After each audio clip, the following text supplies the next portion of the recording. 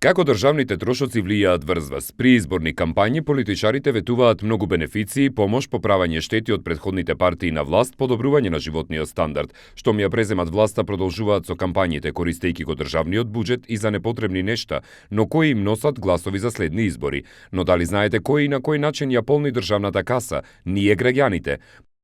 Но да пресметаме нешто едноставно. Доколку, например, земате просечна бруто плата од 32.360 денари, од нив секој месец на државата и давате речиси 11.000 денари. Државата од месечната плата ни зема 37% за плаќање при донеси за социјално, здравствено и пензиско осигурување, за персонален данок на доход и за агенцијата за вработување. Месечно за разни купени производи и за услуги плаќаме и од 5 до 18% ДДВ, а дополнително даваме пари за јавно осветлување, раководење на ѓубре, фонд за вода.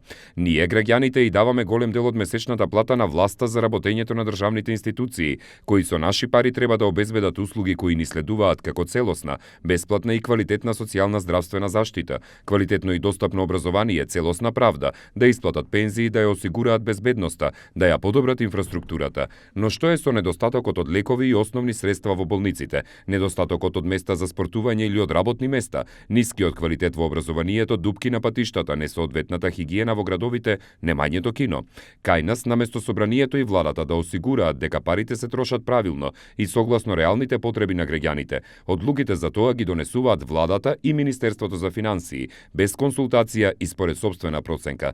Доколку вашата приватна фирма троши повеќе од колку што заработува, таа ќе банкротира, а кога државата троши многу повеќе од колку што има, сметката ја предава на народот во вид на зголемени давачки и инфлација. Ние, граѓаните, имаме обврска да спречиме кога јавните функционери ни ги злоупотребуваат нашите пари.